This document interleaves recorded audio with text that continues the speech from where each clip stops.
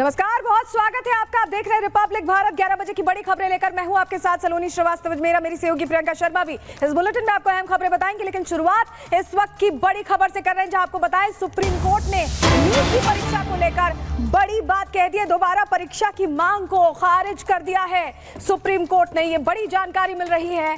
30 सितंबर तक कमेटी को रिपोर्ट सौंपने की बात कही है। व्यापक स्तर पर पेपर लीक नहीं हुआ है। सुप्रीम कोर्ट ने यह टिप्पणी की है, कहा है कि व्यापक स्तर पर पेपर लीक नहीं हुआ है और ऐसे में एनटीए को आगे ध्यान रखने की भी सलाह सुप्रीम कोर्ट की तरफ से दी गई है। बड़ी खबर आपको बता रहे हैं, सुप्रीम कोर्ट ने दोबारा नीट की परीक्षा कराने की याचिका को खारिज कर दिया है। व्यापक स्तर पर पेपर लीक नहीं हुआ है, ये सुप्रीम कोर्ट ने माना है। सुप्रीम कोर्ट ने एनटीए को आगे ध्यान रखने की सलाह भी दी है।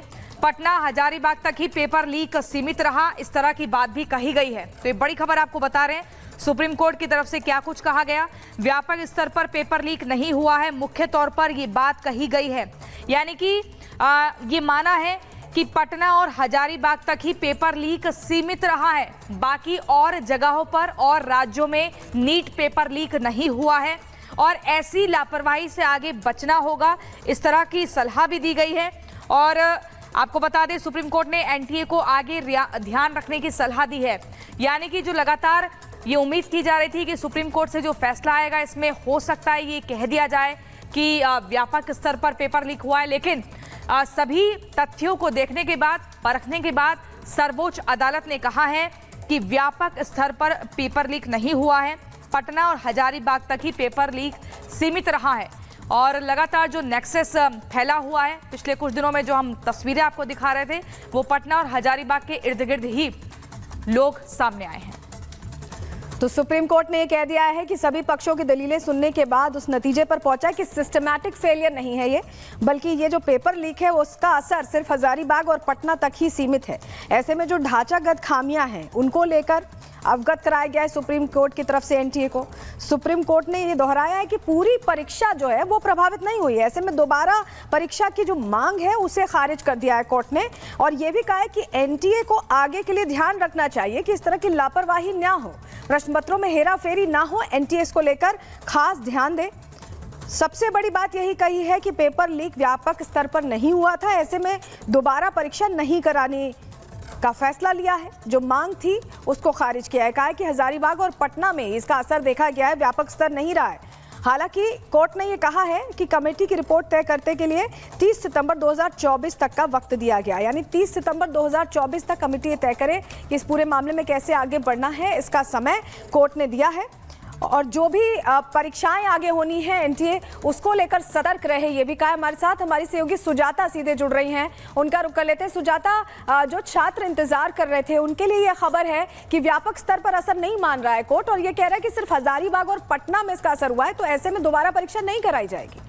बिल्कुल, देखिए ये फैसला 23 तारीख को ही कर दिया था सुप्रीम कोर्ट ने और इसकी डिटेल जांच हुई। 5 बार सुनवाई हुई इस पूरे मामले की, नीट पेपर लीक किया और उसके बाद सुप्रीम कोर्ट ने ये माना कि गड़बड़ी हुई है, लीक जरूर हुआ है लेकिन वो एक सीमित दायरे में हुआ है, वो इतने बड़े लेवल पर नहीं हुआ है कि हम इसे सिस्टमैटिक फेलियर कह दें और इसीलिए हम 23 लाख बच्चों को दोबारा परीक्षा में नहीं बैठा सकते। क्योंकि जो याचिकाकर्ता थे सुप्रीम कोर्ट ने उनको ये कहा था कि आप कोर्ट के सामने ये साबित कीजिए कि ये बड़े पैमाने पर हुआ है और उसके बाद हम परीक्षा को रद्द कर देंगे, लेकिन ऐसा हो नहीं पाया। तमाम तरह की बातें कही गई, ये भी कहा गया कि इंटरनेट पर पेपर लीक हुआ था, हालांकि टेलीग्राम पर पेपर लीक होने का कोई सबूत अदालत में नहीं पेश हो पाया। और आखिरकार जो अब तो इस मामले में चार्जशीट भी पहली दाखिल कर चुकी है सीबीआई, जिसमें 13 लोगों को आरोपी बनाया गया, जिसमें यह कहा गया कि हजारीबाग के एक स्कूल में पेपर निकला लेकिन वो पटना में पहुंचा और 150 बच्चे ऐसे थे जिनको इसका लाभ मिल पाया है। हालांकि सुप्रीम कोर्ट ने अपने पिछले आदेश में यह भी कहा था कि अभी आप इस प्रक्रिया को आगे बढ़ा सकते हैं, परीक्षा रद्द किए बिना जो काउंसलिंग की प्रक्रिया है, एडमिशन की प्रक्रिया शुरू कीजिए, लेकिन जिस भी स्तर पर कोई भी गड़बड़ी पाई जाएगी जांच के दौरान, कोई भी आरोपी छात्र पाया जाएगा तो उसका एडमिशन खारिज हो जाएगा। इसके अलावा ग्रेस मार्क्स को पहले हटाया गया था, फिर जो एक क्वेश्चन 19 नंबर का क्वेश्चन था उसका आंसर ठीक किया गया और उसके बाद से बड़े पैमाने और सुजाता, इसमें मुख्य तौर पर बात यह है कि सुप्रीम कोर्ट ने सीधे तौर पर रीटेस्ट के लिए एकदम डिनायल मोड दिखा दिया है, दोबारा से परीक्षा नहीं होगी। लेकिन इसी बीच अब अगली बड़ी खबर अपने दर्शकों को बता दें, अयोध्या कांड से जुड़ी हुई एक खबर खबर जिस पर संजय निषाद का कहना है कि अब समाजवादी पार्टी के नेता का जो असली चेहरा है वो सामने आ गया है। ऐसी लोगों के सहारे जो है समाजवादी पार्टी जो है वो चुनावों में जीत दर्ज करती है। अयोध्या कांड को लेकर यहां पर संजय निषाद का बड़ा बयान सामने आया है।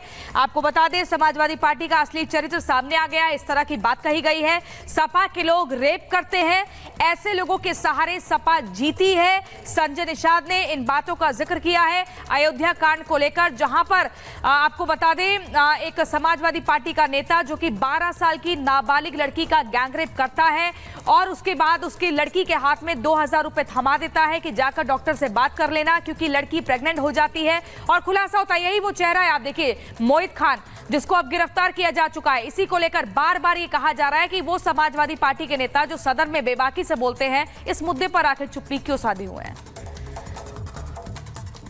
दुष्कर्म हुआ था और सपा का नेता था और संरक्षण प्राप्त था और सपाइयों ने पूरा उसे तय हुआ कि अयोध्या को लेकर पीठ थपा रहे थे कि हम कैसे जीते हैं, तो इससे तय हो गया कि इन्हीं गुंडे माफियाओं और दुष्कर्मियों के सहारे जीते हैं। और मजे की बात है, बहुत लंबे समय से उसके घर में चौकी भी चल रही थी, तो ऐसे पर तत्काल कार्रवाई हुई, शोधों पर कार्रवाई हुई गोमती नगर, और संरक्षण और जो अधिकारी तत्परता ने दिलाए उनके ऊपर भी कार्रवाई की। और मैं चाहता हूं कि इसी तरीके से जिसकी जो ड्यूटी है वो दोनों जगह पर जो अपराधी हैं वो उन्हीं की पार्टी से रिलेटेड लोग हैं, तो बयान कैसे देंगे उनका। तो अगर ऐसे लोगों के साथ नहीं रहेंगे तो आगे चुनाव।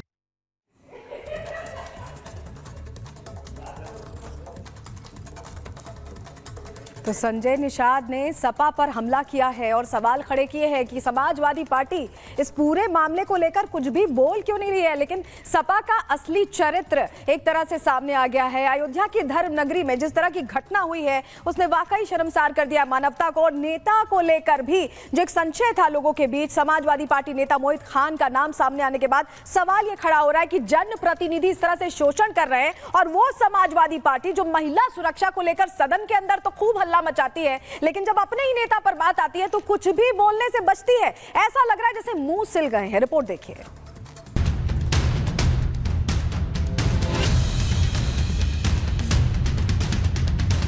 समाजवादी पार्टी के नेता सदन में प्रदेश की कानून व्यवस्था को लेकर सरकार से सवाल पूछते हैं, बुलडोजर एक्शन को लेकर सरकार पर सवाल खड़े करते हैं, लेकिन अपने नेताओं के कुकर्म पर चुप्पी साध लेते हैं। अयोध्या में बुधवार को सपा नगर अध्यक्ष द्वारा नाबालिग के साथ गैंगरेप करने और उसका वीडियो बनाने का मामला सामने आने के बाद प्रदेश की राजनीति गर्म है। घटना के सामने आने के बाद अयोध्या पुलिस ने गुरुवार को 12 साल की मासूम बच्ची के साथ गैंगरेप करने वाले आरोपी समाजवादी पार्टी के भदरसा नगर अध्यक्ष मोहित खान और उसकी बेकरी में काम करने वाले कर्मचारी के साथ गिरफ्तार कर लिया है। पीड़िता के परिजनों को मामले की जानकारी तब हुई जब मासूम गर्भवती हो गई। इसके बाद मासूम के परिजनों ने रिपोर्ट दर्ज करवाई। पुलिस ने मामले की गंभीरता को देखते हुए तत्काल कार्रवाई की। हैरान करने वाली बात यह है कि सपा नेता के इस घिनौनी करतूत से अयोध्या के सांसद बेखबर हैं। जब मीडिया ने उनसे इस विषय पर सवाल पूछा तो वो जवाब देने से कतराते रहे और बाद में कह दिया जानकारी नहीं है। तो वही सपा सांसद और खुद महिला होकर भी डिंपल यादव पूरी घटना से अनभिज्ञ है। जानकारी तो लेने दीजिए ना, पहले तो जानकारी लेने दीजिए ना, पहले let me know each and everything's, तभी तो आई विल एबल टू से एनी वर्ड। मुझे इस घटना के बारे में पता नहीं है, इस बात का हम संज्ञान लेंगे और जो आप कह रहे हैं, और मैं समझती हूँ उत्तर प्रदेश में लगातार महिलाओं के साथ अपराध बढ़ रहे हैं और खाली ये एक घटना नहीं है, न जाने कितनी सैकड़ों ऐसी घटनाएं हो रही हैं। हालांकि पुलिस की तरफ से पूरे मामले की पड़ताल में हैरान करने वाले खुलासे हुए हैं। पुलिस के मुताबिक पीड़िता के पिता की 2 साल पहले ही मौत हो चुकी है। घर का गुजारा उसकी मां और बहनों की तरफ से मजदूरी से मिले पैसों से चलता है। आरोप है कि 2.5 महीने पहले जब पीड़िता मजदूरी करके लौट रही थी तो मोहित खान की बेकरी में काम करने वाला राजू खान उसके पास आया और कहा कि मोहित खान तुम्हें बुला रहे हैं। जब पीड़िता वहां पहुंची तो मोहित खान ने उसके साथ रेप की वारदात को अंजाम दिया। आरोप है कि सपा नेता मोहित खान ने रेप किया और राजू ने मोबाइल से वीडियो बनाया। उसके बाद राजू ने भी अपनी हवस पूरी की। इसके बाद ये सिलसिला तो मानो आम हो गया। लगातार के दोनों पीड़िता किशोरी के साथ रेप करते रहे। नाबालिग पीड़िता के साथ मोहित खान की करतूत का वीडियो सोशल मीडिया पर अब जमकर वायरल भी हो रहा है।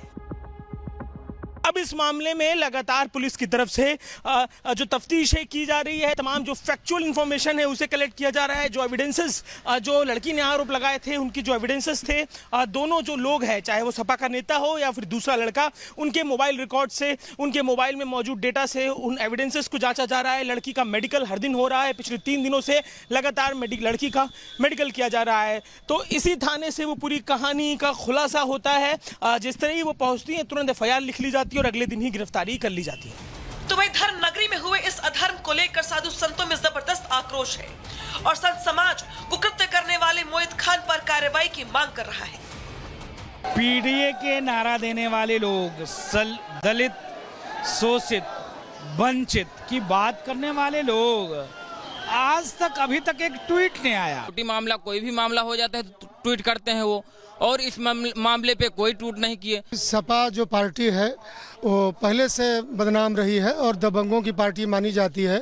जितने भी दुष्ट प्रकृति के लोग हैं अक्सर उसी की छत्र छाया में पनपते और बढ़ते हैं। सर्वप्रथम अखिलेश यादव जी को अपनी पार्टी का नाम बदलकर समाजवादी पार्टी से बदलकर बलात्कारी पार्टी रख देना चाहिए, क्योंकि समाजवादी पार्टी में पूरे के पूरे बलात्कारी नेता भरे पड़े हैं। धर्मनगरी में हुए इस महापाप की गूंज आज यूपी की विधानसभा में भी सुनाई दी। प्रदेश के मुख्यमंत्री योगी आदित्यनाथ ने मानसून सत्र में अपने संबोधन में अयोध्या मुद्दे पर अखिलेश यादव की चुप्पी पर सवाल खड़े किए। सीएम योगी ने कहा कि अयोध्या में नाबालिग की रेप का आरोपी सांसद के साथ घूमता है और समाजवादी पार्टी इस मुद्दे पर चुप्पी साध लेती है।